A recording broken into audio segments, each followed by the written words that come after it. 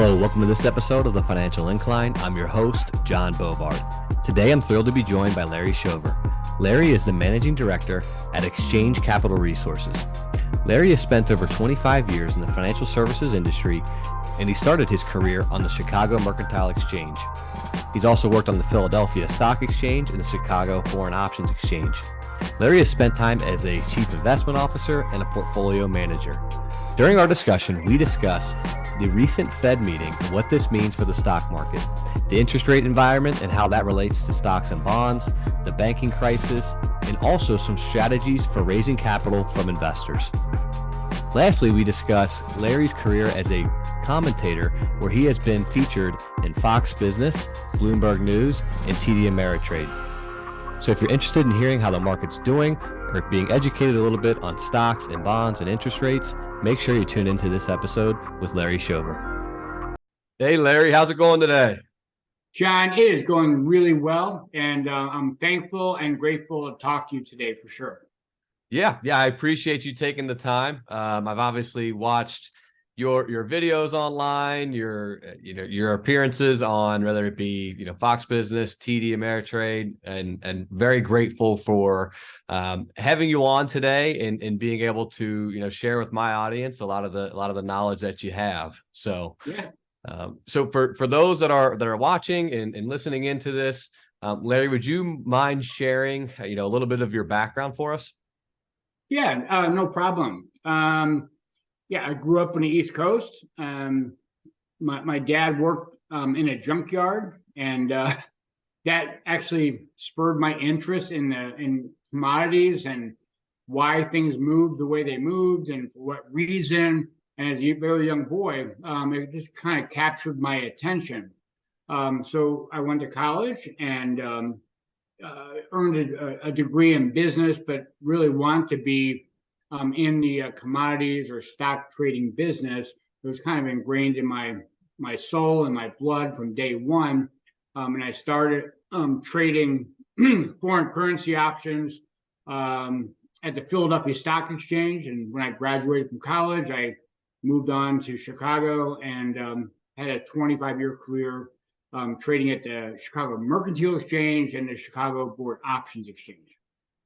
Wow. Well, congratulations on that. So for those that might be a little bit unfamiliar, I mean, most of the people listening are probably from Cincinnati, where we don't have a stock exchange. And used to. Yes. So could you mind sharing what that job entailed? I mean, obviously we've seen some of the videos of people running around with trade tickets and shouting and pushing people out of the way. What did the job entail being a trader?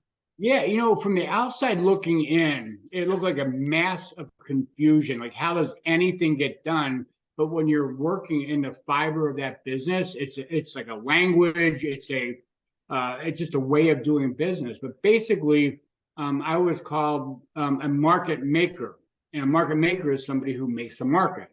So if you're trying to sell something, I'm the one that would buy it, and if you're one that's buying something, I would be the one to sell it. So at the end of the day, the market maker almost acted like the house.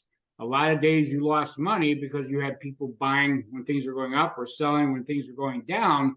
But that spread between the bid and the ask, or where people are willing to buy and sell, was such that you're almost like the casino or the house, where that edge over time really added up. So you're really just adding liquidity to the market.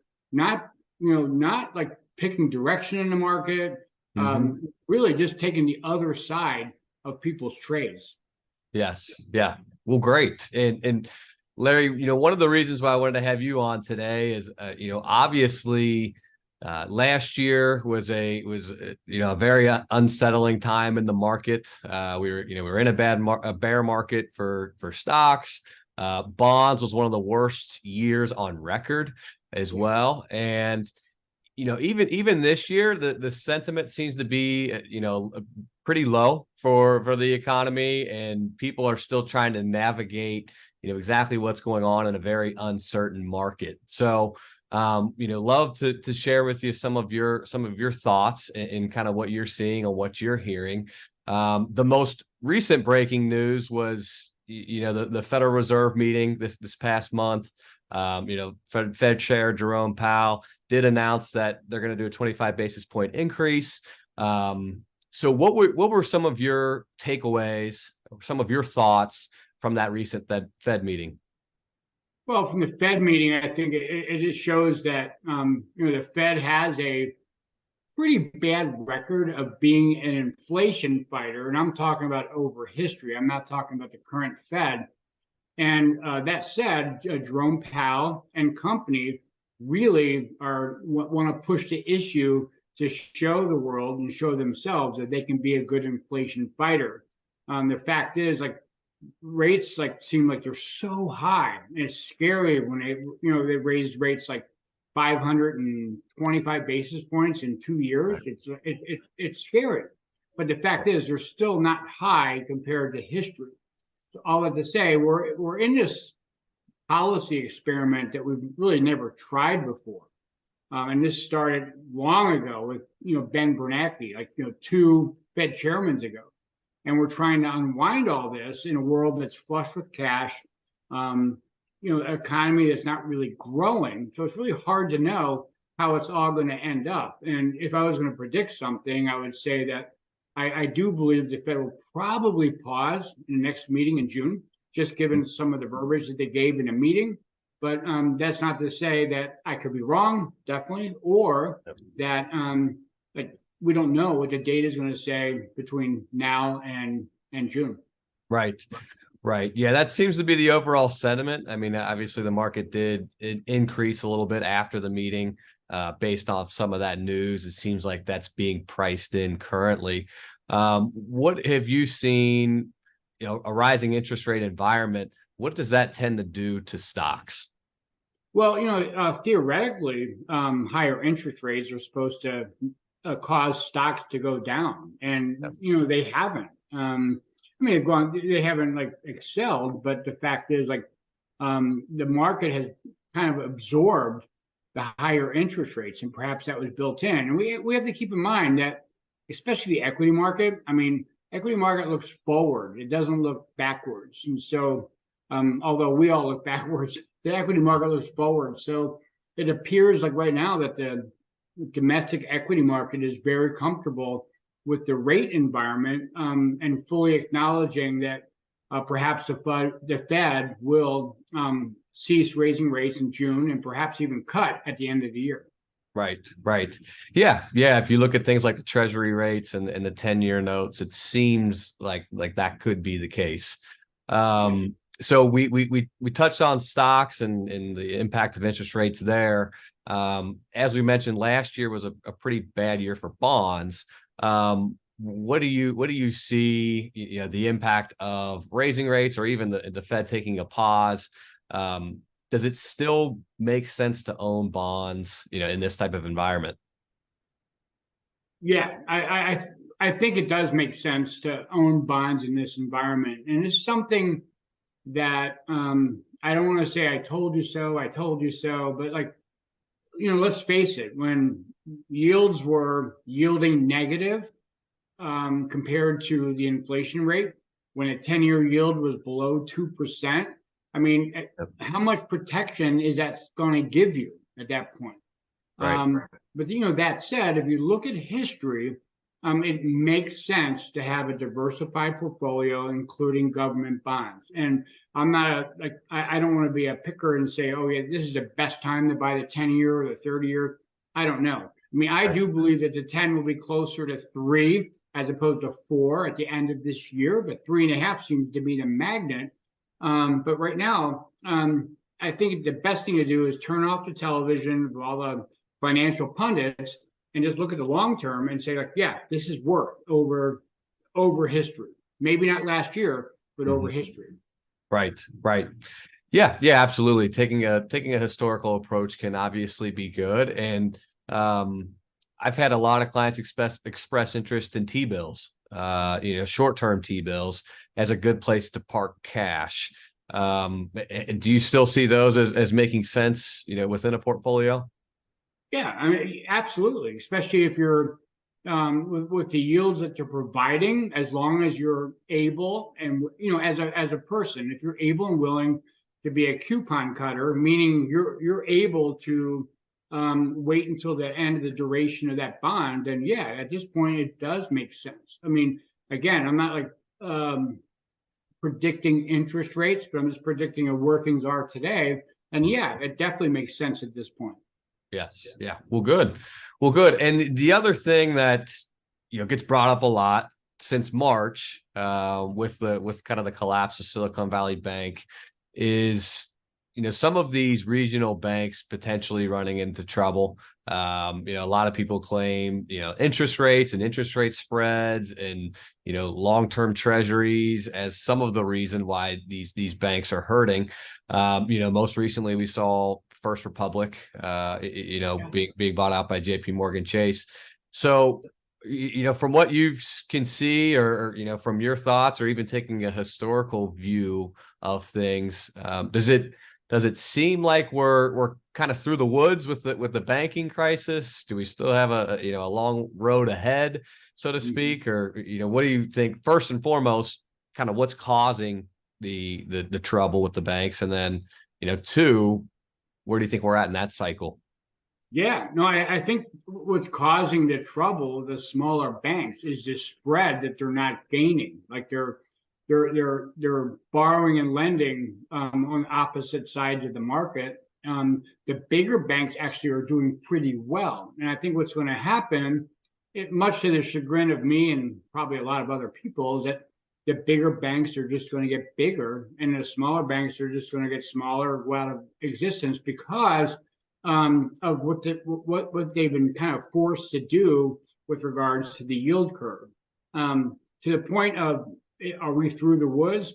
I don't think we're completely through the woods, but I do think that the shock factor is over, and the market's going to ask for something bigger to give them a surprise. Like, in other words, like, okay, we've seen this before. We're kind of accustomed to this now. So something bigger and worse needs to happen for the market to become unraveled.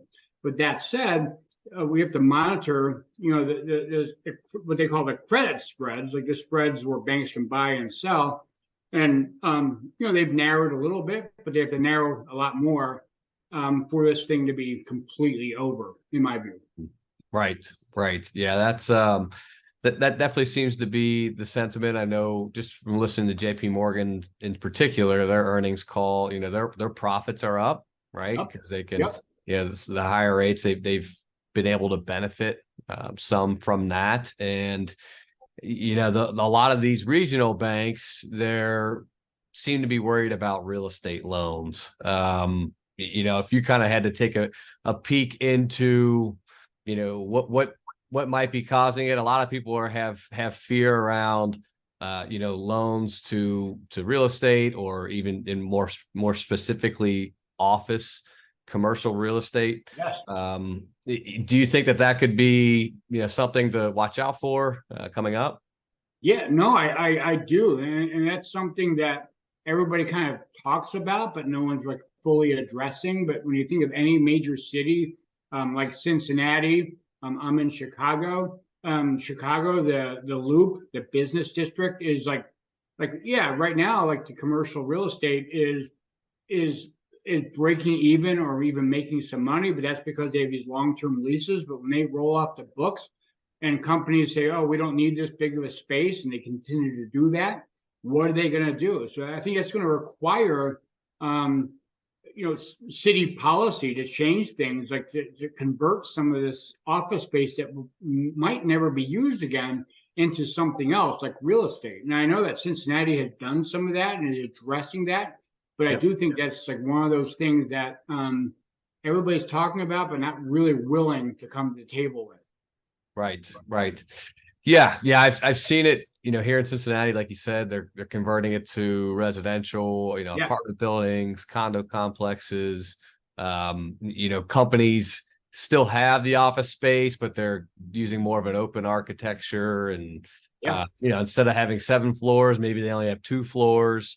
So I think that there could be a little bit of a shock, and even some people fleeing more so to the suburbs. Some of these businesses moving their offices out there. So, Yeah.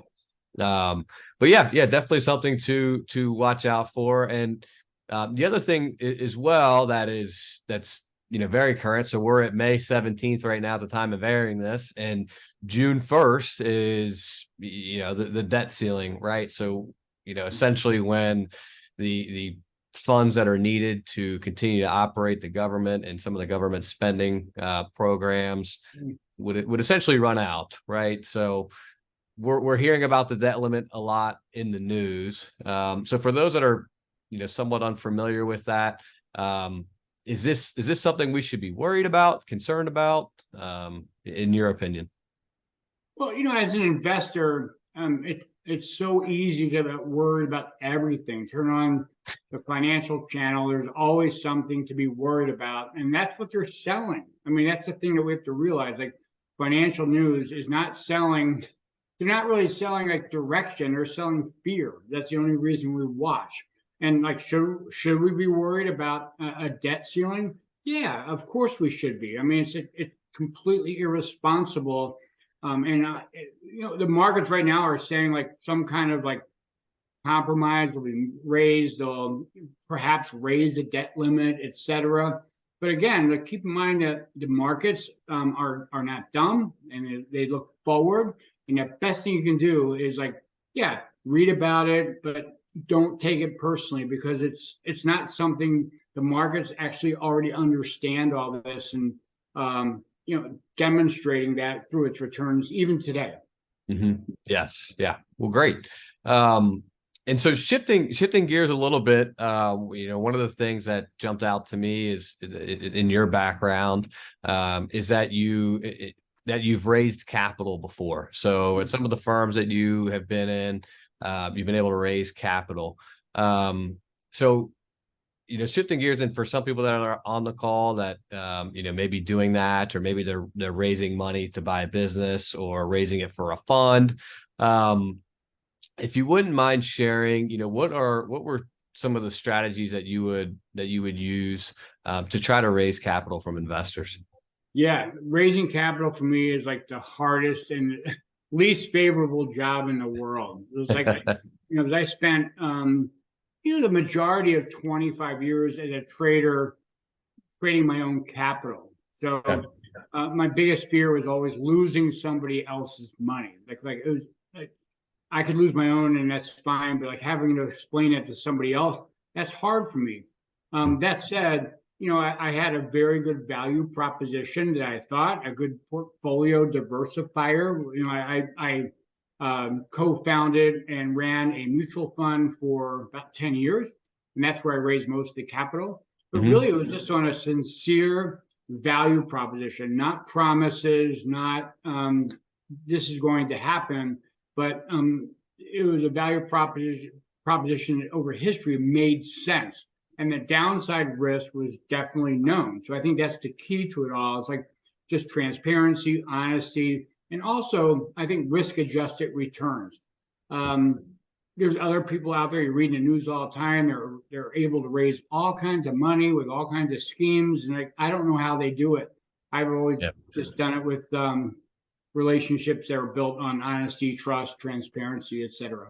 Mm-hmm. Yeah, that's great, and you're exactly right. As long as you believe in it and have strong conviction, and then obviously have a process that's proven, seems to be the key for that. So that's great. And then as far as raising the capital, and then there's obviously kind of maintaining it and providing reporting, and how did you typically go about either the reporting cycle, whether that be annually or quarterly? What were some strategies there? Yeah, so I think it all begins with the premise that there's few higher callings than being the steward of somebody else's hard-earned capital. It's not mine. It's just like, and I think that's one of the biggest problems in the financial world. People don't take that to heart. It's true. It's like, it's not my money. I'm the steward of somebody else's capital. So I kind of overcompensated on the reporting. I had daily reporting, daily liquidity, no Wow. questions asked, get your money out, whatever. And some people listening or watching this that might not be practical. Just you might need monthly or quarterly liquidity.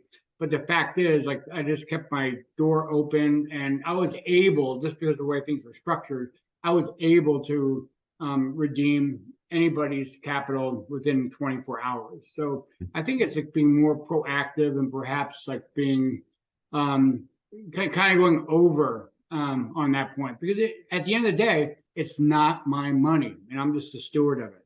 Right. Exactly. So yeah, and then, obviously, Larry, kind of the last piece of the interview that I wanted to touch on with you is a lot of the TV appearances that you have. So some of the on air, consultations that you do. So how did you go about, getting into that and kind of breaking through, with having the TV appearances? Yeah, it was like a mixture of things, and the trading business, as I knew it, was going away, and it's gone away. Like right now, it's just not the same as it was. Like I can't trade anymore. Like I don't have the edge that I used to have. Um, I always wanted to write a book. Just like I was, business major, but also an English minor. Mm-hmm. Um, and one thing led to another where I got signed to a book deal to write an options book. And part of that book deal was like I was assigned a publicist who got me on, I think it was Fox Business back in 2010. Okay. And, I was a mumble butt. I had no idea. But somehow I did a good job where they liked what I did. And within months, they signed me on. And I was a contributor, both a written and a television contributor to them until the pandemic. The pandemic, I stopped being a full-time contributor. Mm-hmm. Um, and like, why did I do it? And I actually end up really liking it. It gave me the same adrenaline rush that trading gave me. Mm-hmm. But also, I really hoped, it never happened, but I really, really hoped that I could be a voice of, kind of a voice of reason against the fear that most of the business channels are selling. So Right. there's snippets where I did, but all I have to say, it definitely presented other opportunities. I'm still on television, but not nearly as much as I was before because I'm not a full-time contributor. Mm-hmm. Yeah. So how would you prepare for those appearances? Yeah, that's the thing most people don't realize. It's like just like when you think about the Cincinnati Reds, like Joey Votto just doesn't show up half an hour before the game. I mean, he's hours preparing, and like for me, it's similar. Like I was always preparing because I had to be. I never knew what people were going to ask me, so I had to like have a general idea or know a little bit about a lot. Put it that way. Mm-hmm. And also because I was trading while I was being a contributor, there's nothing better than having skin in the game. So I could talk to the bond market or the stock market because I had small trades on for myself. So, Yeah. but yeah, generally it's like a full time 24/7 job, always absorbing information and trying to remember it. Yeah. Where do you go to find your information? Is it, Wall Street Journal, Barron's, Ford? What type of Yeah. publications are you reading or websites Yeah. or?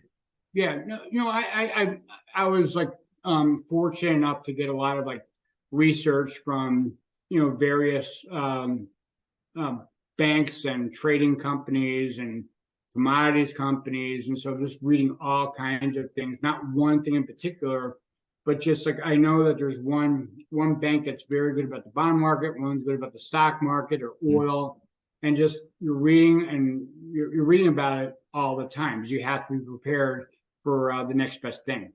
Right. Yeah. Yeah, absolutely. So Larry, I appreciate the time, and appreciate you coming on today. Yeah. This was great to have you. And, if anyone has any follow-up questions, I know you're on LinkedIn, what's the best place to connect with you? I guess my personal email address, which would be one word, Larry Shover, Shover, at Comcast.net. Okay. Well, great. So Larry, I appreciate the time today and sharing your knowledge with us. Yes, sir. Yeah. Hope to talk to you again soon. Okay. Thank you. All right, thanks, Larry.